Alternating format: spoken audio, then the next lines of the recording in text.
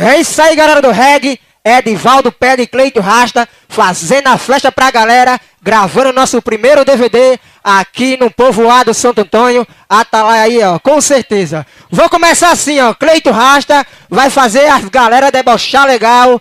Olha a pedra!